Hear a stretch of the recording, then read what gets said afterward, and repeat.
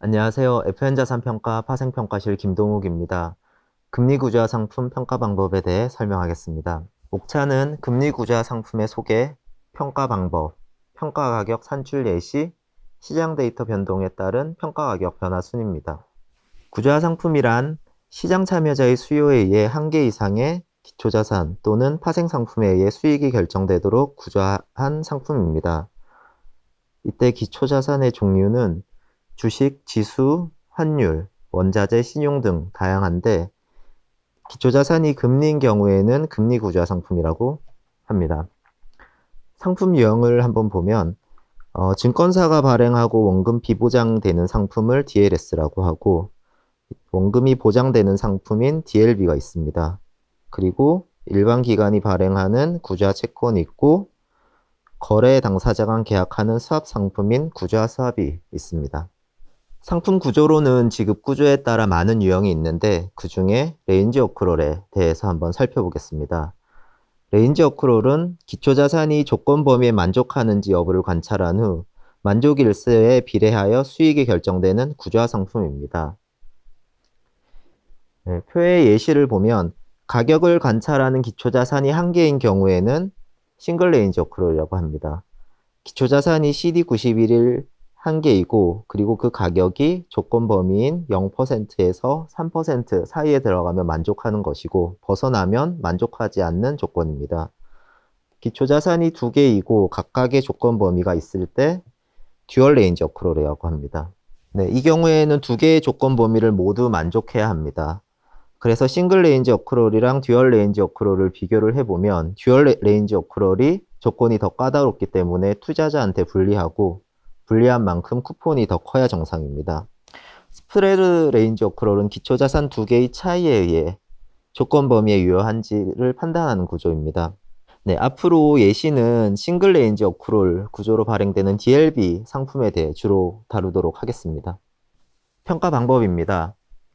먼저 평가 방법의 선택 배경을 보면 레인지 어크롤 유형은 미래의 기초자산의 가격에 따라 수익의 유무가 결정되는 바이너리 옵션이 내재된 금리 구조화 상품입니다. 이때 금리의 움직임을 설명할 수 있는 대표적인 금리 모형인 허라이트 모형을 적용합니다. 허라이트 모형은 미래의 순간선도 금리인 숏 레이트를 식과 같이 표현하는 금리 모형입니다. 이 식에서 DT항의 세타는 추세항으로 금리의 기간 구조를 반영하기 때문에 무차익 거래를 가정했고 A는 금리 기초자산의 특성인 평균 회귀 현상을 반영한 것입니다. 이 DW항은 표류항으로 금리의 확률적인 움직임을 반영했습니다. 이 모형의 장점은 무차익 거래를 가정을 했고 금리의 평균 회귀 특성을 반영을 했습니다. 특히 음수 금리가 가능합니다.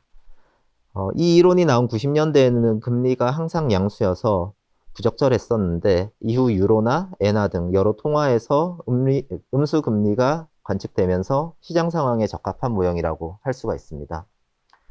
모델에 사용하기 위해서는 세 가지의 모수를 추정을 해야 되는데요. 평균 회귀 속도, 변동성, 추세 함수가 있습니다. 추세 함수는 초기 금리 기간 구조로 산출이 가능하고 A와 시그마는 별도로 추정을 해야 됩니다. 이렇게 관측되는 시장 데이터로부터 모형에 적용하기 적합한 형태의 모수를 추정하는 것을 캘리브레이션이라고 합니다. 허라이트 모형은 평균 회귀 속도와 변동성을 추정해야 되는데요. 이때 관측되는 시장 데이터로는 금리 수학 커브와 금리 옵션인 스왑션 또는 캡 금리 변동성이 있습니다. 여기서 스왑션에 대해서 간단히 한번 살펴보면 스왑션은 금리 수합 거래에 참여 권리가 부여된 옵션입니다. 금리 수합은 고정금리와 변동금리를 교환하는 계약인데 고정금리를 지급하는 포지션, 수취하는 포지션이 있고 옵션을 매수, 매도, 즉 페이어를 매수하는 포지션, 페이어 매도하는 포지션, 리시버 매수, 리시버 매도 총 4가지의 포지션으로 구분을 할 수가 있습니다. 다음은 스왑션으로 캘리브레이션을 한 예시입니다. 옵션을 거래할 때는 변동성으로 거래를 하고 있습니다. 그리고 원화의 경우 금리가 양수여서 블랙 변동성으로 고시가 됩니다. 참고로 금리가 음수인 경우에는 노말 변동성으로 고시가 됩니다. 스왑션의 경우 행사 가격이 금리 수합의 고정금리이고 옵션의 만기 스왑의 만기가 있으므로 큐브 형태로 고시가 되는데요. 우리가 캘리브레이션을 할 때는 주로 ATM 기준의 매트릭스를 사용을 하고 있습니다. 왼쪽 표가 스왑션 변동성 매트릭스 ATM 기준입니다. 네, 표를 보는 방법은 옵션 만기가 6M이고 스왑 만기가 2년인 변동성이 27.73%라는 것이고, 이 변동성의 수치를 블랙 공식에 적용했을 때 옵션 프리미엄이 산출됩니다. 이를 가지고 캘리브레이션 하는 방법은 다양한데, 이 포인트가 하나하나가 각각 스왑션 계약이 되고, 이 포인트를 이렇게 셀렉션하는 셀렉션 방법이 있고요. 네, 그리고 산출물의 결과를 보면 평균 회귀 속도가 있는데, 이 평균 회귀 속도를 이렇게 특정 값으로 고정할 수도 있고 추정을 할 수도 있습니다. 변동성의 경우에도 모든 테너에 대해서 동일한 값으로 산출할 수 있고, 이렇게 구간별로 각각 산출을 할 수가 있습니다. 오른쪽의 결과는 평균 회귀 속도를 0.01로 고정하고 이렇게 타임 디펜던시로 추정한 결과입니다. 네, 추정은 블랙 변동성으로 계산한 옵션 프리미엄과 허라이트 모델에서 계산한 옵션 프리미엄의 가격 괴리를 최소화하도록 평가일에 시장 상황에 가장 적합하도록 추정을 하고 있습니다. 평가 가격 산출 예시입니다. 앞에서 설명했던 싱글 레인지 어크를 이용해 DLB의 가상상품 예시로 가져왔습니다. 네, 발행 정보를 보면 만기가 1년이고요. 기초자산은 CD91일 금리이고, 조건을 보면 발행일부터 만기일까지 365일 기간을 기초자산을 관찰을 해서 조건 범위 0에서 3% 이내에 들어가는 경우 만족일수에 비례해서 쿠폰과 원금이 지급되는 구조입니다. 발행일 기준 CD금리가 1.51%이기 때문에 1년 동안 조건에 벗어나지 않기를 기대하면서 투자하는 상품이라고 보면 되겠습니다. 평가에 투입하는 변수를 간단히 살펴보겠습니다. 우선 지표금리와 할인금리에 대해서 설명을 하면, 지표금리는 기초자산의 미래의 가치를 추정할 때 적용하는 금리입니다. 기초자산이 CD91일 금리이기 때문에 CD91일물을 추정하기 위해서는 원화 ARS 금리 커브를 사용합니다. 할인금리는 미래의 기대 현금 흐름을 현재 가치로 할인하는 금리인데요. DLB의 경우 발행기간이 증권사고, 증권사의 채권 수익률 커브를 이용해서 할인 계수를 산출하게 됩니다.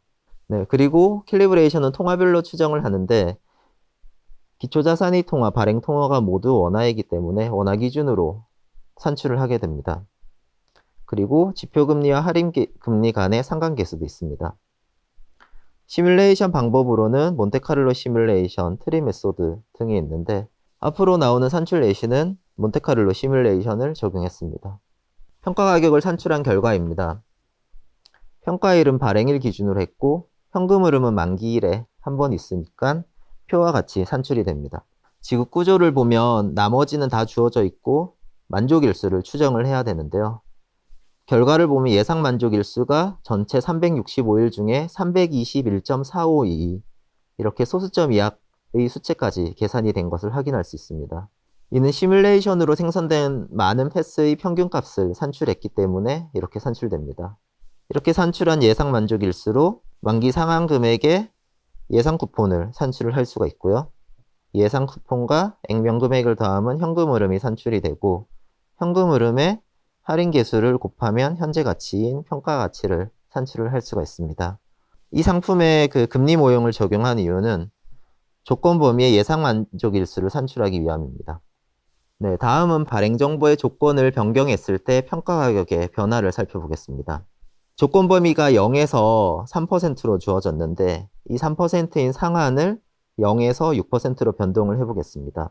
차트에서 세로축은 평가 가격이 되고 가로축은 상한 변동이 됩니다. 이 상한을 0%로 지정을 하면 조건 범위가 0에서 0이 되기 때문에 만족일수는 0이 되고, 즉 만기 때 원금만 지급받게 됩니다. 그래서 이때의 가격이 최소 가격이라고 보면 되겠습니다. 상한을 5% 이상으로 설정을 했을 때는 항상 만족을 하게 되고 이 값이 최대값이 됩니다. 이 의미는 그 0.5% 이하로 하한을 지정을 하고 0.5% 이상으로 상한을 지정했을 때는 항상 모든 구간에 대해서 조건 범위를 만족하는 것을 확인을 할 수가 있고요. 네, 다음은 시장 데이터 변동과 평가 가격의 변화입니다. 앞의 예시에서 전체 일수가 조건에 만족하는 0.5%에서 5% 구간으로 가정을 하겠습니다. 이때 할인금리의 수익률 커브를 마이너스 2.5%에서 2.5%로 평행하게 이동하면 차트와 같은 형태가 나옵니다. 차트를 보면 고정금리 채권과 동일한 형태가 나오는데 금리가 상승함에 따라 평가 가격의 하락이 발생을 하는 것을 확인할 수 있습니다. 이는 현재의 기초자산 가격이 조건을 만족한다고 해도 그리고 원금 및 수익이 보장되어도 평가 손실이 발생할 수 있다는 것을 나타냅니다. 이번에는 지표 금리 변동에 대한 평가 가격의 변화입니다. 조건 범위는 여전히 전체 만족이 예상되는 경우로 지정을 했습니다. 차트를 보면 지표 금리가 하락을 하든 상승을 하든 이렇게 평가 손실이 발생하는 것을 확인을 할 수가 있는데요. 이는 현재의 조건이 모두 만족하는 상황에서는 어떻게 변동이 되더라도 평가 손실이 발생할 수 있다는 의미입니다. 즉 항상 불리한 변동이 되는 경우입니다. 마지막으로 조건 범위를 이렇게 상한 하향 모두 마이너스 4%로 이동을 했을 때 대부분 만족하지 못하는 경우인데요. 이때는 지표 금리가 이렇게 하락을 하면서 만족하는 일수가 증가를 해서 평가이익이 발생하는 경우입니다. 이 페이지가 의미하는 것은 지표 금리 변동에 따른 평가 가격 변동은 현재 기초자산과 조건의 수준에 따라 판단해야 한다는 것입니다. 마치겠습니다. 감사합니다.